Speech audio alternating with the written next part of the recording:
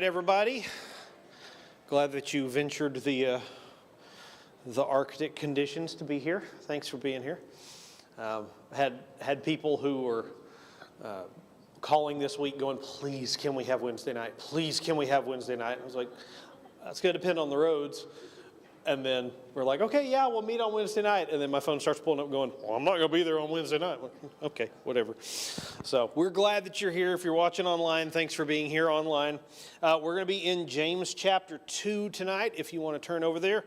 But we've been talking about James as being kind of the Sermon on the Mount in action.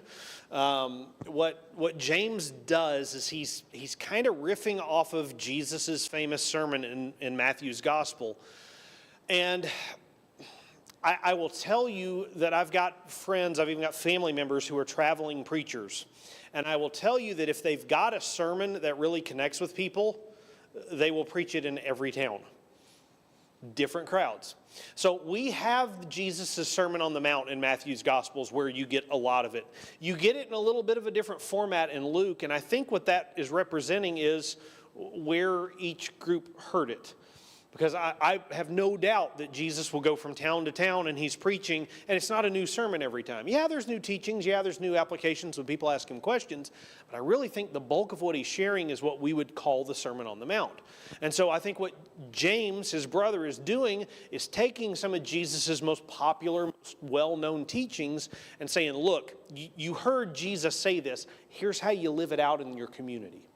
Now, he's writing to a broad group of people who are scattered all over the place, but they're largely Jewish followers of Jesus that are scattered. And again, keep in mind, James's writing is probably the earliest New Testament writing we have. It's the closest to the ministry of Jesus that we have. And so what we've looked at over the last couple of weeks here is that the beginning of James, believers should view trials as opportunities for growth. Again, consider it pure joy when you face trials because it produces perseverance. And so, again, we can look at things in our life and go, oh, that's not going the way it is. Oh, how awful. Or we can look at this and say, you know what? I could learn from the Lord in this. I could grow closer to the Lord in this. And again, I would love to say I handle it that way every time, but I don't. Something happens like, and then I have to kind of remember, oh yeah, Jesus said there'd be days like this. Fear not, he's overcome the world. And so maybe we can learn to be a little bit more like him through those moments. We learn that God generously gives us wisdom. Ask for wisdom. Keep asking for it. And if you feel like you don't have it, ask for it again. Because the more you ask, the more he's willing to give. Again, just from personal experience, I look at some things that I used to consider good, and I look at it now, and maybe that's age, I don't know, but I've also been praying for wisdom a lot between now and then. So, again, ask God for wisdom. He's more than happy to give it to you. Again, our endurance grows through our trials, and that brings us a blessing that we go through these trials, we start learning what works and what doesn't work. We start learning what God wants and what God doesn't want. And so, again, when we face hardships of many kinds, we ought to look for the growth in it. We learn that God is constantly good. He's not a God that changes and flip-flops all over the place. And so, he's not blessing you one day and then tempting you the next day. Again, he's providing opportunities for us to grow our faith. The world is a broken and messed up place until you encounter broken and messed up situations. But God is faithful through it all. We learned a little bit in chapter 1 that true faith is active faith. In other words, faith has verbs. Our faith should be on display. We're going to get into that a lot tonight because James kind of circles back around. James is really good about kind of saying these little things, and you're like, ooh, that's good, and then he comes back around a little bit later and elaborates on it. So he's going to elaborate on that quite a bit tonight. We also looked last week at the royal law. We love our neighbors as ourselves, and that's what we should do. And then the whole thing of favoritism in that church where people were coming in, and if they were rich and powerful, oh, come down here. We got the good seat for you. Hey, you're kind of dressed kind of scruffy. Sit back there, And so again, we talked about practical reasons, practical things in our life that sort of make us do that. So again, tonight we are in James, and we're kind of dealing with this idea faith in action, of faith living that out. Downey, can you pull up the next slide, please, because I forgot what I titled this. What real faith looks like.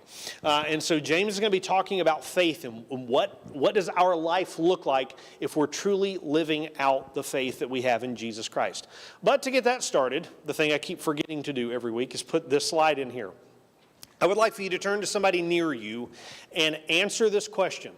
What is something that you're always saying you will do, you always intend to do, something you say you're going to do, but you struggle with actually following through on it? Something you always say you're going to do, but then you actually struggle with following through on it. What is that?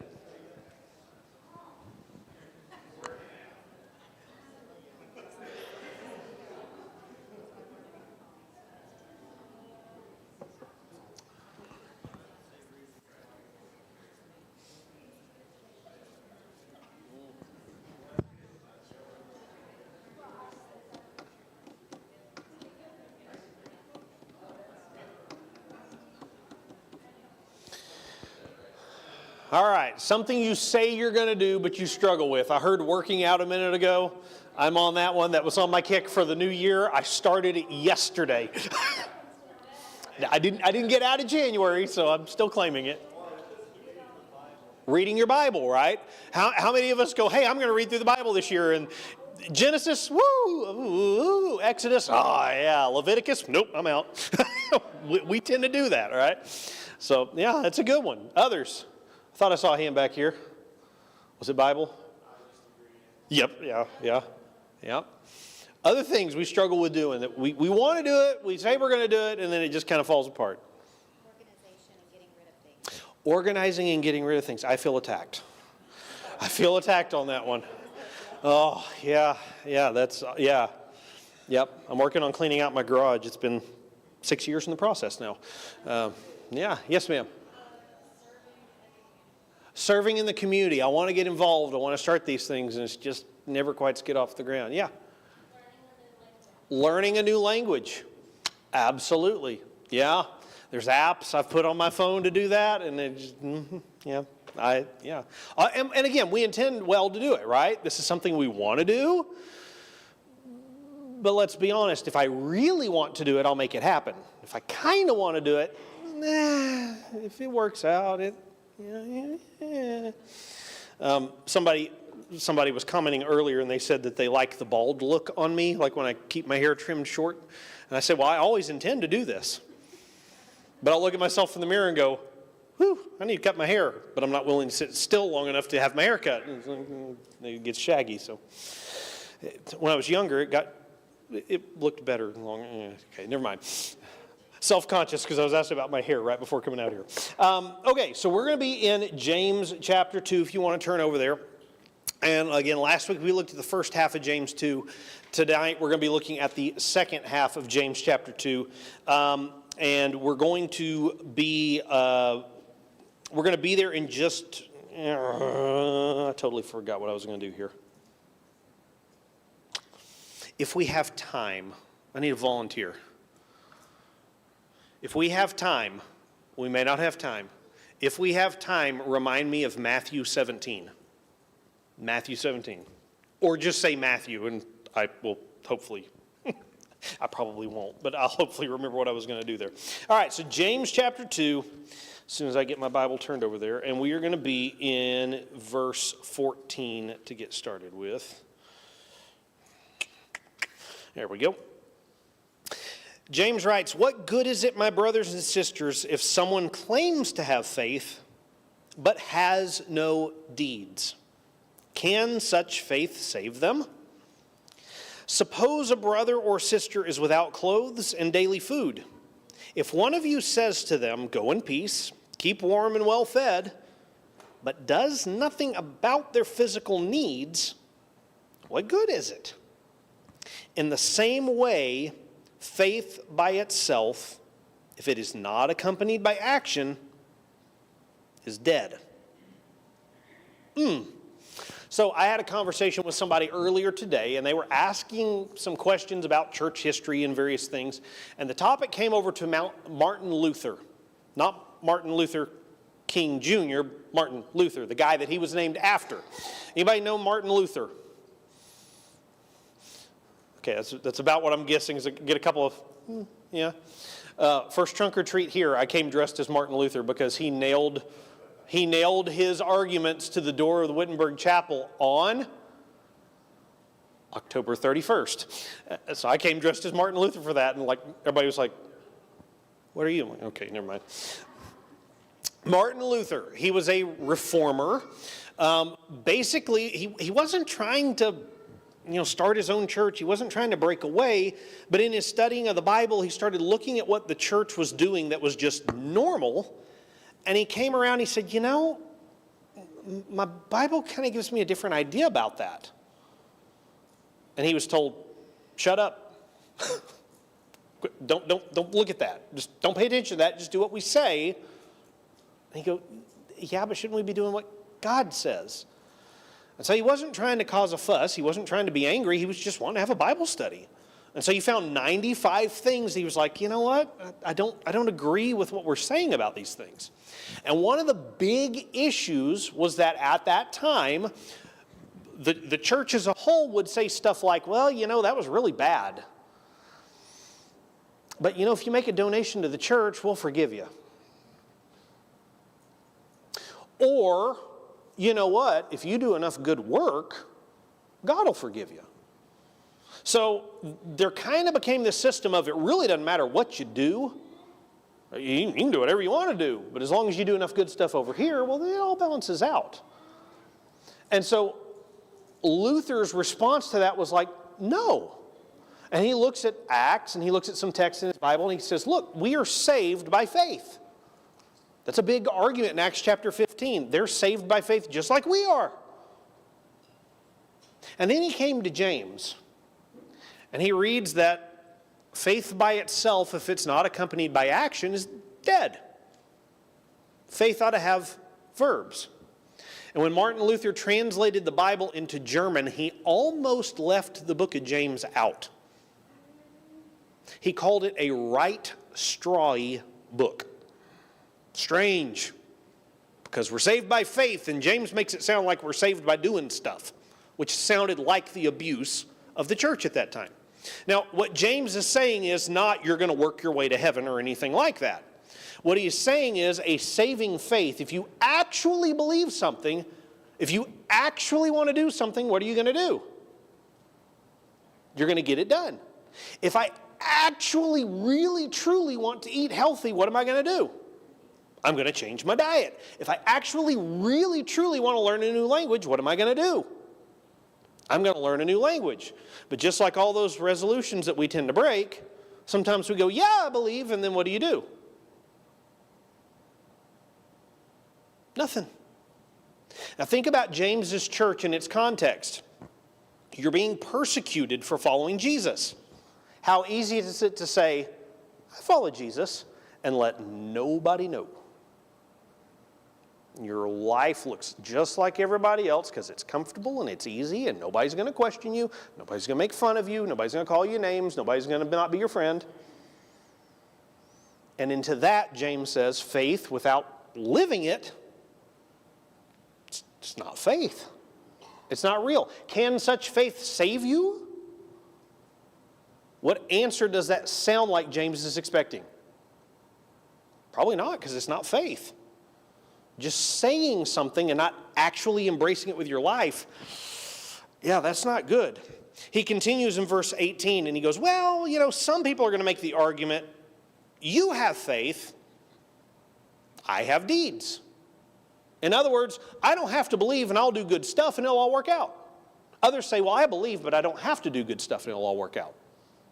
Picking one side or the other of the argument without the whole. He goes, how does that work out? Well, show me your faith without your deeds. Now, how easy is that to do?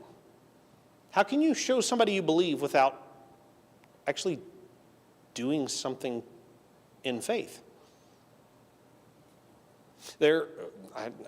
Again, weird, random sermon things that get stuck in my head from childhood.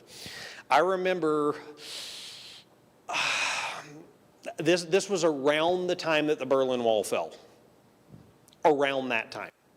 And I remember this whole harping on communism and then there was this thing, if the communists took over today and they had been filming you for months and put you on trial for being a Christian, could they convict you? Could they play back that video and have enough evidence to convict you of being a Christian? Or would they see nothing out of the ordinary from every other person? Now, whether that sermon was, well, I'm sure it was well intended, but whether it was a great sermon or not, I don't know. But that imagery is always stuck in my head. If the world watches you and they have no idea you're a Christian, are you actually a Christian? There's an old song we sing sometimes, and they'll know we are Christians by our silent thoughts in our head. No, they'll know it by our verbs, by what we do, by our actions, by the way that we love people, by the way that we interact with people, by the way that we live out our faith. And so again, James is saying, show me your faith without deeds. It's not really possible. And I'll show you my faith by my deeds.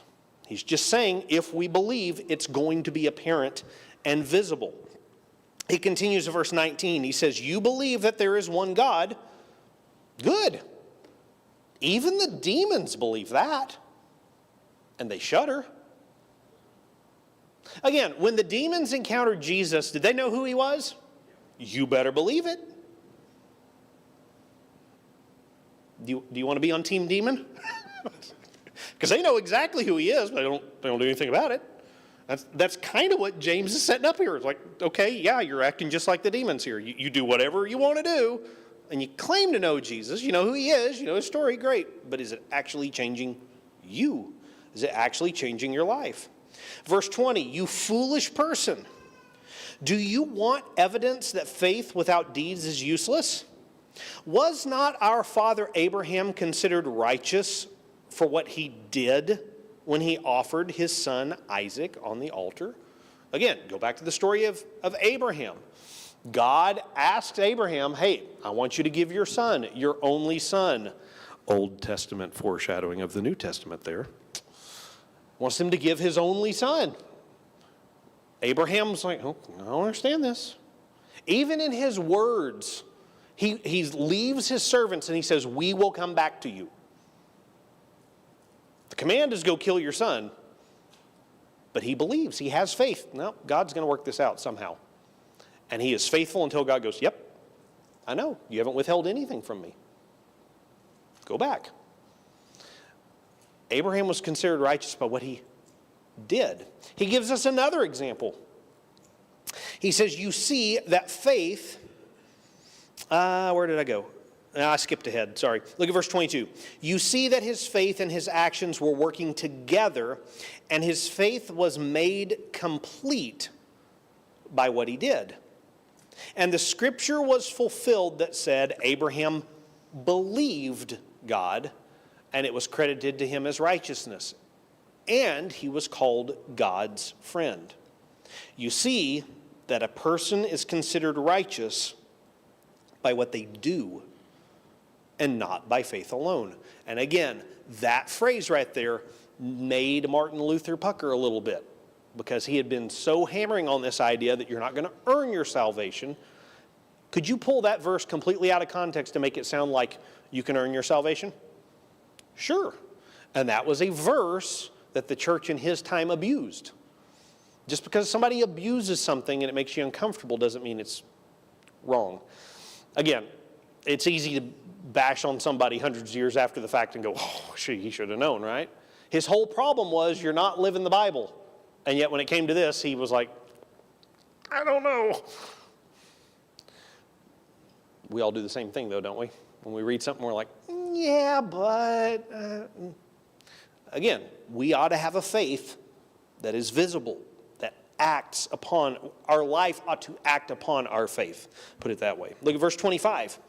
In the same way, was not even Rahab the prostitute considered righteous for what she did when she gave lodging to the spies and sent them off in a different direction? Again, what happened to Rahab? You guys remember that story in Jericho?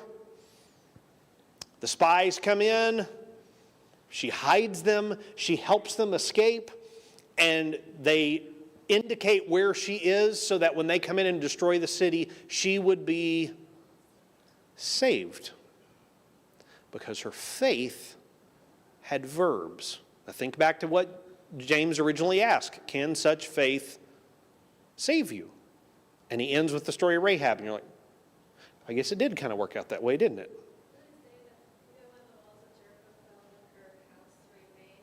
She was protected. Yep, she was protected. And everyone she brought in with her. Yep, she was protected.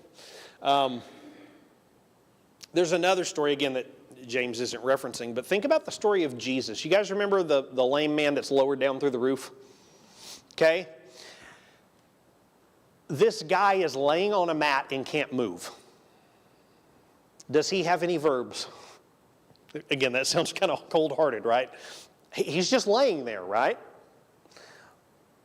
But the text says Jesus saw their faith. They had verbs. He saw their faith, and because he saw their faith, he said, you're forgiven. Can such faith save you? In that case, yeah. So again, there's these little stories throughout Scripture that back this up, and James is writing this to a group of people that they've got their Bible memorized. When he just drops little nuggets here, you're going, oh yeah, I know that story. Sometimes we have to go back and remind ourselves of that story because we're just not as familiar with our Old Testament as we ought to be. So verse 26 wraps up this section. It says, as the body without the spirit is dead, so faith without deeds is dead.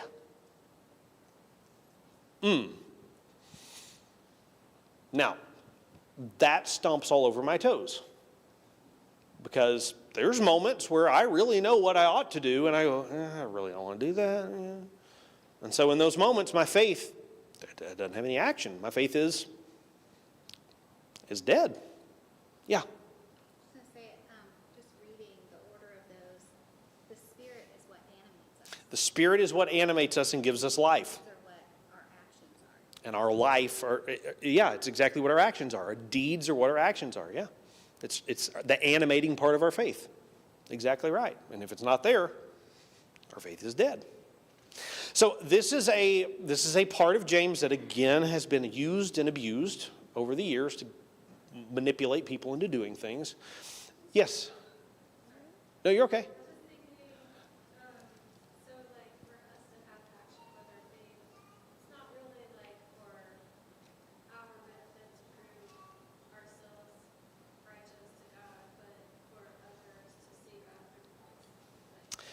Ooh. Yes. I would say it's a both and. Yeah. That, again, James started by saying when we face trials of many kinds, what is it? Is it temptation from God? It's a test. A test is an opportunity to show where we are in our walk, where we've grown. So, in some ways, acting on our faith is God seeing, hey, good job. See that? Well done, good and faithful servant. Why were they told that? Because they did something with what they were given. At the same time, though, it's also a witness. Jesus says, let your good deeds be done so that others will see you and glorify your Father in heaven. Again, there's an active component to our faith, to our walk with Jesus, and it should lead other people to see that as well. Not for us to get the glory and the attention and pat ourselves on the back, but it's like, why would you do this? Well, let me tell you about why I would do this. It gives us the opportunity. Yeah.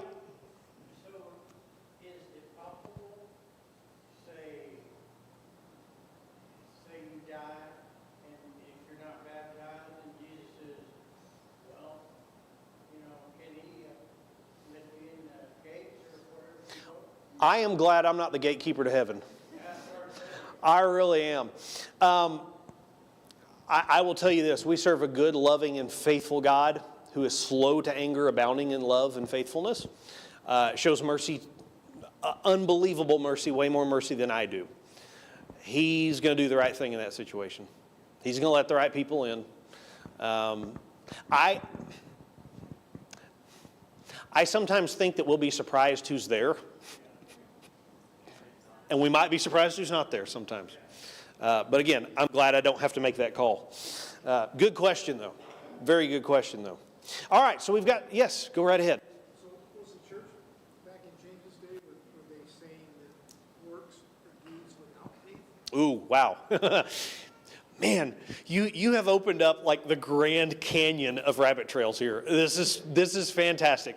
So there was this very common teaching probably about 30 to 40 years ago that kind of became the standard, saying that the Jewish faith in Jesus' day was a works-based faith.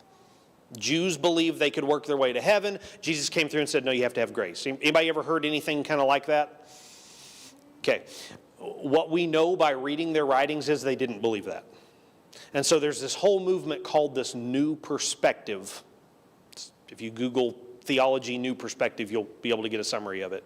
But it's this idea and it's this understanding that nobody believed that they earned their salvation. What started happening was people started turning inwards and saying, look how good I am by what I do. Well, where's the focus supposed to be? Is it supposed to be on us, or is it supposed to be on others? And so the Pharisees, the Sadducees would live out their faith in a way, again, not to glorify God in heaven and not to try to reach other people, but it was this, look how great I am. Remember when Jesus sees the two people praying and the one guy's going, I'm so glad you didn't make me like all these heathens. Oh God, you blessed the world through me. Oh, I'm so glad. And you got this other person going, have mercy on me, a sinner. And Jesus goes, that's it. It's kind of that idea. And what James is saying here is not, hey, build yourself up by how much you do and how great you are. He's saying you're broken. You're saved by faith, but that saving faith is an active faith. It's not to tuck away in your wallet and look at every now and again. It's out there acting every single day. Hope that answers your question. Yeah, there is a grand canyon of stuff we could cover right there. I kind of see the whole thing as like, if you truly love Jesus and you follow him, like the way he says to follow him, I feel like the works come not as like a duty, but more of like a child has the utmost respect for his dad. So he sees his dad doing something, and that kid like mimics it. And it's not because like the kid is trying to make himself good. He's literally just following his father because he loves his father. Because he loves his father. Yeah. Boy, you put that, I wish I had that thought earlier today. If we get there, I'm going to wrap up class with a verse of Jesus, and you just put a different verse of Jesus in my head. I'm like, oh, that's so much better. Yeah. Think about this for just a minute. Jesus said, if you love me, and this is in John's gospel. I don't know why my brain didn't go to John, because I've been reading John a lot lately. If you love me, you will do what I'm asking you to do, right? You'll obey. Think about it this way. If you're married, hopefully this rings true, okay? Don't look at your spouse while I'm saying this and go, okay? Imagine being married to somebody, and you're married to that person, but you act like they don't exist. You make decisions without consulting them. You do whatever you want to do. You don't talk to them. You don't interact with them. You don't do anything they ask you to do. Can you look at that marriage and go, that's a loving relationship? However, a loving marriage, if you talk to one another and you communicate with one another and you learn about one another and you learn that this part likes this, so guess what? I'm going to do that sometimes to show my love for that person. Right? I don't buy flowers for my wife every day, but I know that she likes it, and so every now and again, I buy her flowers. If I knew she liked flowers and I went, okay. If I knew she was sick and needed help and I went, nobody would look at me and go, wow, you're loving your life. No. If I love somebody, I'm going to do something. And Jesus points right out to it in John's gospel especially. If you love me, you will obey my commands. Good point on that. Thank you. All right, we got a couple discussion questions here. Faith and action. Again, James asks whether faith without works can save. The implied answer is, not really. How would you explain the relationship between faith and works to somebody who thinks Christianity is either belief only or good deeds only? How would you put that into your own words? Let's talk about that for a couple of minutes.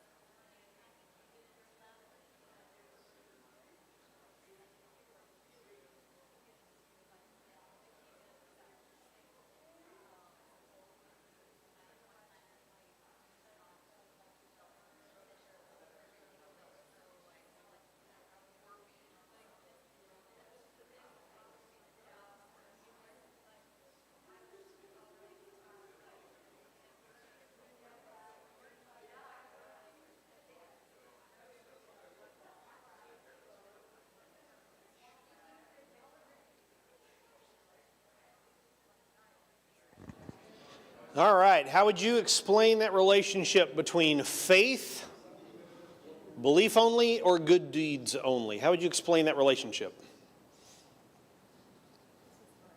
It is hard, yeah. I just always picture the word faith, like F-A-I-T-H, with the letters stacked on top of each other, and the H has feet.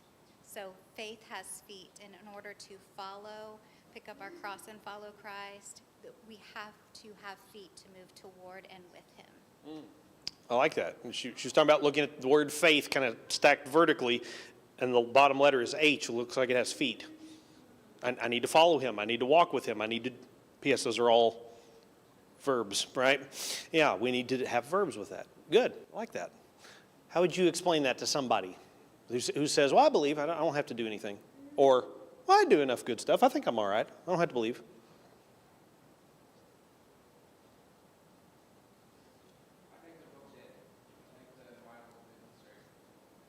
They're both dead, right? Yeah. Again, I'm not playing gatekeeper to heaven, okay? Do you think Adolf Hitler ever did anything good in his life? Do you think he ever held the door for his grandmother or something, right? You know, okay. Would we ever look at him and go, that guy had a really good faith?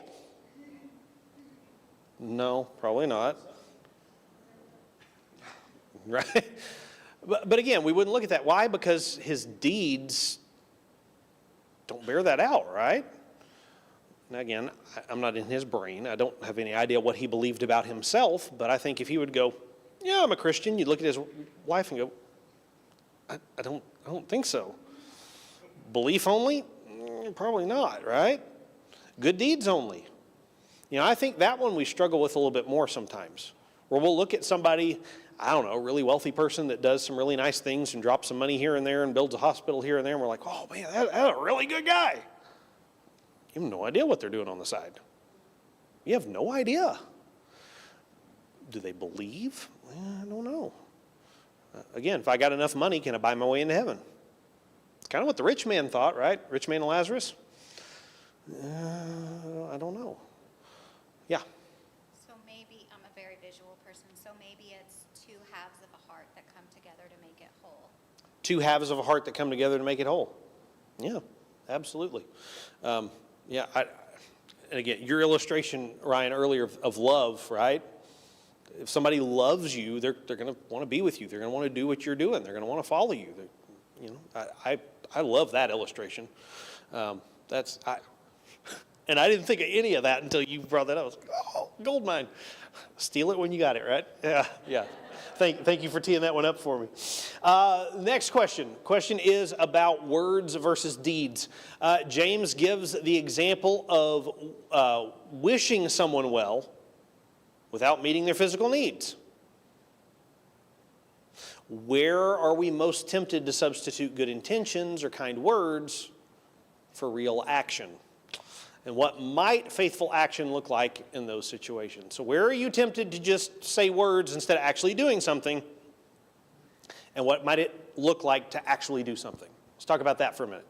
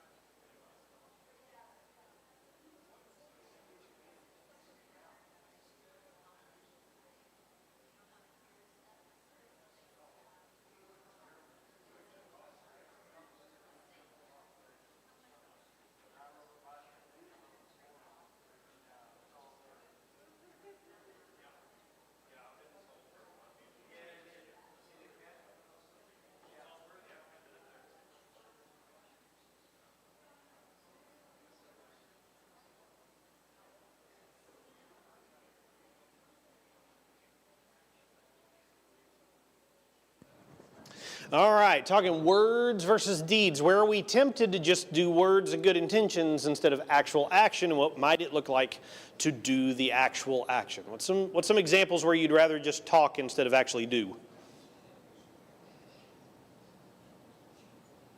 Yes. This is something that I see online a lot. People asking for prayer, People asking for prayer. and all of the responses are praying. Uh-huh. Sometimes we might be tempted to just post that we're praying and never actually pray. Oh, yeah. And so for me, what I like to do is just post to them what I'm actually praying for them, praying over them. Yeah. So that they're encouraged by people actually praying, knowing that. That's a good one. How often do we tell people we're going to pray and then promptly forget to pray? Yeah, and so like Tawana was saying, especially online, just don't tell them you're praying. Type out a prayer. Well, now you've done it, right? I do well at that sometimes. Other times I fail at that. But I've got a good friend who's just an expert at it. And somebody says, pray for me. Hey, please be praying. He'll just stop right there and pray.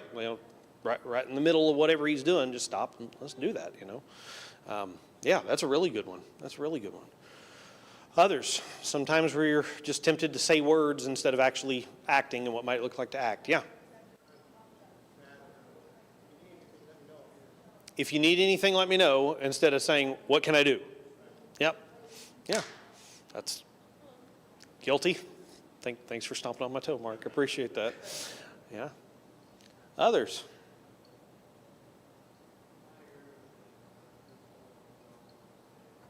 That's a big one, right? How often do we stand around and say, again, not a particular one, but how often do we say, man, somebody ought to do something about that? I'll tell on myself. I had this incident today. I was at a grocery store that had a little bit extra ice in the parking lot. And I was in a hurry to get back to my car. My kids were in the car, and so I need to get back there. And I'm walking across the parking lot, and out of the corner of my eye, I see one of those like mobility scooter things. And I didn't see it moving. And I didn't stop to go, that's unusual. I wonder if they're stuck. It didn't occur to me until I actually walked past it. Turns out they were stuck, and somebody walking by went, hey, are you stuck? I had the thought, and by the time it finally caught up with me, somebody else was already acting. So again, I should have seen it and gone, I really need to do something about that. But I got 6 or 7 steps down before I went, okay, somebody already did it. So I'm glad it happened, but I had the thought, but the thought didn't translate into action at that moment. So shame on me. Others.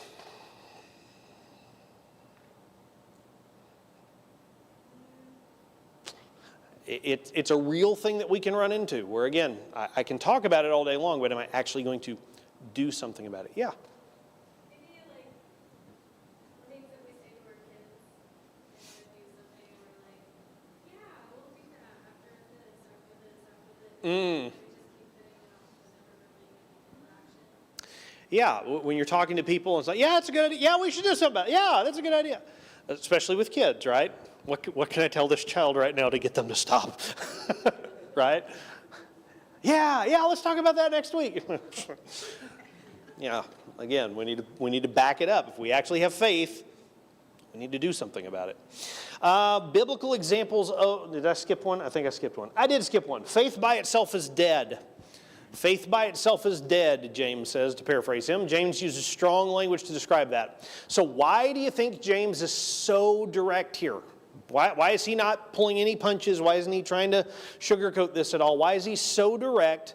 And how does this challenge comfortable or culturally acceptable versions of faith? Why is James so direct, and how does this challenge what a lot of people assume is faith? Let's talk about that one for a minute.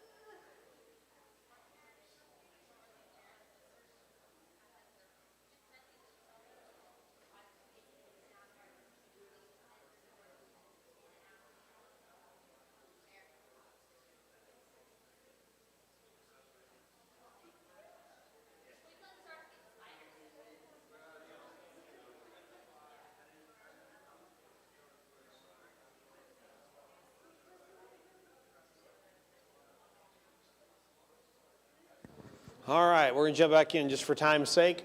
I was having a conversation with Lorelei back there, and she said, I think he's blunt because it was actually a problem. Like they were actually struggling with that.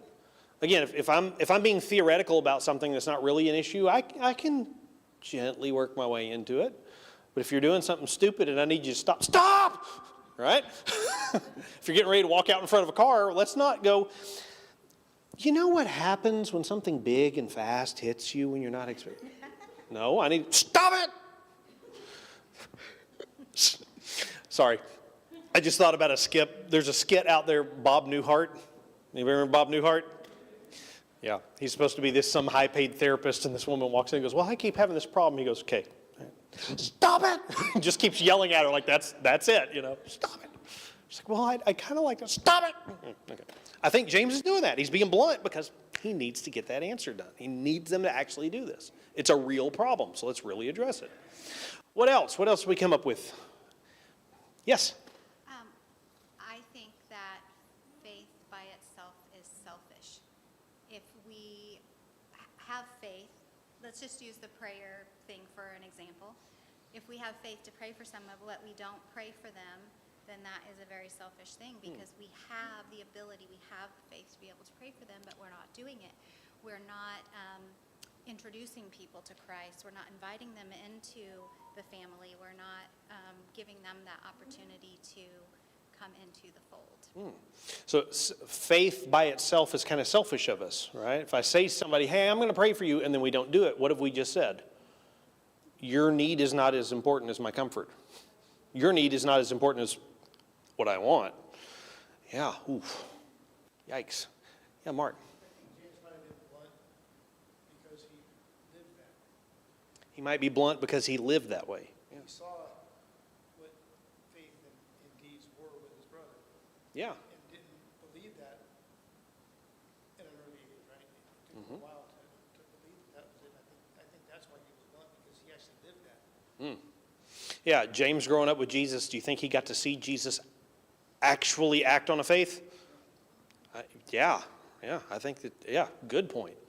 Yeah, James. I think that he knew how clearly that line had to be defined of recognizing, the fruit and recognizing the Spirit's evidence. It's like, hey, look, here, this one says it looks good, but where's the fruit? Because no bad tree bears good fruit. No good tree bears bad. Isn't it interesting that you're quoting the Sermon on the Mount to describe what James is talking about here? Matthew 17. Yeah, thank you. I'll come back to Matthew 7. I actually put it in the slide because I remember. I drive my wife nuts by going, would you please help me remember? She's like, no. But me just saying it helps me remember, so yeah. Well, it says have this challenge comfortable or culturally accepted versions of faith. Would that be like the same as somebody saying that they're not religious but they're spiritual? Not religious, but I'm spiritual, right? I don't want to have to act on it. I want to do what I want to do and just, yeah. Holding themselves accountable to whatever they believe, but not really like Yeah, and saying true faith in Jesus requires this. Well, I just want to, yeah, that can not sit well with what we sometimes say. I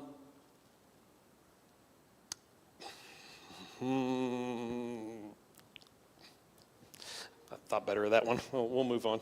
I was going to point out a kind of a pointed example, but nah. Time. Gosh. Why can't we have like a 3-hour Wednesday night?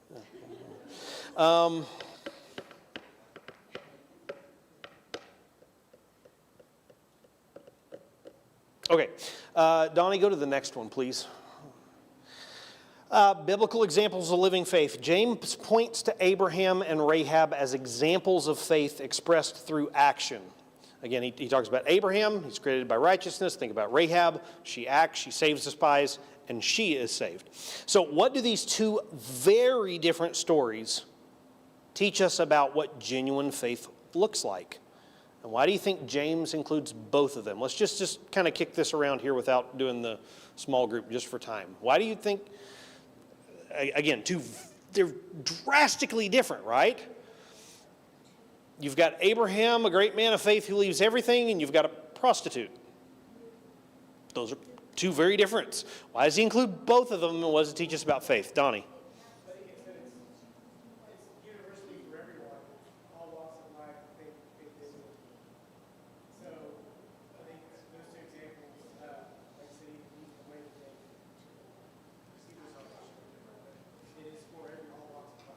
It's an all walks of life kind of thing, right? It's universally applicable here. It doesn't matter what their background was. It's both based on their acting in faith. They believe something, they act on it. It's broadly applicable. Yeah.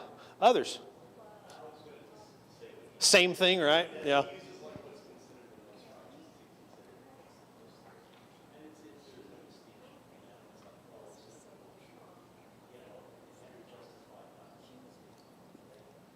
Exactly. Yeah, yeah. Excellent. Other thoughts? Yep. Those two, that's what I talked about earlier. They wouldn't baptize early, so he do what he wants with them. Yeah, so that's a broad question there. And man, we've got 3 minutes left. That I'm gonna put a pin in that. We're gonna come back to that, okay? There's a whole discussion about baptism in the Old Testament that needs to be done, and I cannot even begin to do justice on it in the 3 minutes we have. Yeah. I was going to say, Abraham heard straight from God. Abraham heard straight from God. Rahab heard through his servant. Rahab heard through his servants. Very different, yet what did both of them do? Believe. Again, how often have you thought, man, if only Jesus was here, then I could... He's already told you. 2 examples right there. Let's go to the last one real quick. Belief versus trust. James notes that even the demons believe, but they don't trust God, do they? They don't do what he's calling them to do. So what's the difference between intellectual belief and trusting faith, and how can that difference show up in daily life? In other words, what can separate us from the demons here?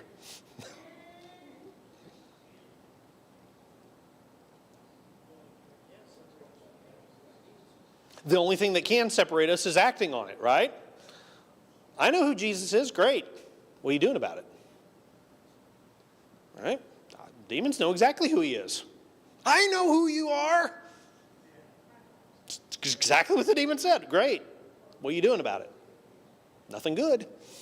Yeah.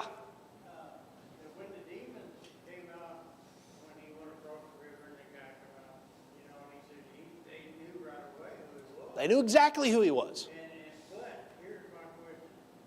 I was told the reason that they went to the hogs, that they didn't want to leave that area. And if the hogs grounded, they would stay in that area. That is a theory that's out there, absolutely. And that gets into a whole thing of geographical deity stuff, which again is a great 3-hour discussion to have on another Wednesday night. Eddie, catch me after service because I want to address both of those next week.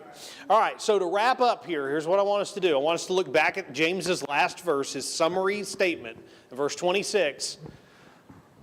As the body without the spirit is dead, so faith without deeds is dead. To put it another way, genuine faith is proven not by what we claim to believe, but by obedient actions that naturally follow from trusting God. Again, not what we claim. If we're truly obeying Jesus, we're going to do what he says, which I don't know why I didn't think about that when I wrote that line, but like Ryan mentioned earlier, and I stuck it in here. Next slide, please, sir. Should be from John. Yeah, that's what I was just saying. Genuine faith. Go back real quick, Donnie. Nope. Genuine faith is proven not by what we claim to believe, but by obedient actions that naturally flow from trusting God. If we trust God, we're going to do what he says, and therefore our faith has verbs. I put in there Matthew 7. Therefore, everyone who hears these words of mine, as Jesus is wrapping up his Sermon on the Mount, and puts them into practice. He didn't want them just to hear, he wanted them to do and put them into practice. And then as Ryan mentioned earlier from John chapter 14 and verse 15, if you love me, keep my commands. If you truly love me, you're going to do something about it. All right, last thing was Matthew chapter 17. If you turn over there real quick, in Matthew chapter 17, probably, depending on what translation of the Bible you have, you're going to scroll down and you're going to find verse 21. Or you won't. Verse 21 might be there, or there might be a footnote about verse 21. And I had this question earlier today, and when I have questions, I really do want to address them in class, so here's what we're going to do. Very succinctly, in 1611, when your King James translators translated their Bible, they used the best manuscripts that they had available. They are not the best manuscripts that we have available. Archaeology, historiology, trying to categorize these things, it's an ever-evolving situation. We find new manuscripts that are not new, that are old every single year. It's amazing what people dig up in libraries that have been long lost and forgotten. It's amazing what people actually dig out of the ground that we can still access, hidden in caves and deserts and stuff like that. What happens with verse 21 is that when you look at the oldest manuscripts that we have today, and you look at the majority of manuscripts we have today of Matthew's Gospel, that verse isn't there. There are some manuscripts that have that verse. And so your Bible has about a dozen spots, about a dozen examples of that. And it's not missing from your Bible. It's mentioned in your Bible. It's down in the footnotes. Again, I've got one edition that actually has the text of verse 21 there. The one I have sitting here on the table says, hey, P.S., some manuscripts have something similar to, I think it's Mark 9:29 if I'm doing it off the top of my head, 9:29. Hey, go look over there, and some manuscripts have that exact language. So it's not hidden from you. It's not there. It's just that the newer publications of the Bible are really trying to get what did Matthew actually at some point. All of that on Matthew chapter 18 in my Bible, I have Matthew chapter 18 and verse 14. It says, in the same way, your Father in heaven is not willing that any one of these little ones should perish. Then there's a paragraph break. And then verse 15 says, if your brother or sister sins, go and point out their fault. So Jesus says, God doesn't want sin to cause a problem. The next verse, so if you see sin, go and point it out. And I wrote the note in between the two, this is why we don't ignore sin. Now, I'm not going to say it's possible now, but let's turn back the clock, I don't know, 1,500 years. And I personally put that note in my manuscript. Is it possible that somebody later could come along and copy that and think that was the words of Jesus? In the same way, your Father in heaven is not willing that any of these little ones should perish. This is why we don't ignore sin. If your brother or sister sins, go and point out their fault. So I took my words in the margin that's written kind of right between the two in the paragraph break and read them as if they were the words of Jesus. And guess what happened? Over the years, sometimes that happened. It's not a bad statement. It's not an ungodly statement. It's not a you shouldn't say that statement. It's a, hey, we don't think Matthew actually put that there. It's good. We're going to put it down in the footnotes. That's why you run into those sometimes. It's not a conspiracy to remove verses that will save you and lead you astray. We're trying to get back to what the original manuscripts had. Okay, I answered that question. That came in right at dinner time. I wanted to address that before we got out of here. Thanks for being here. God bless you. Slide home safely. Drive home safely. And Lord willing, we'll see you on Sunday.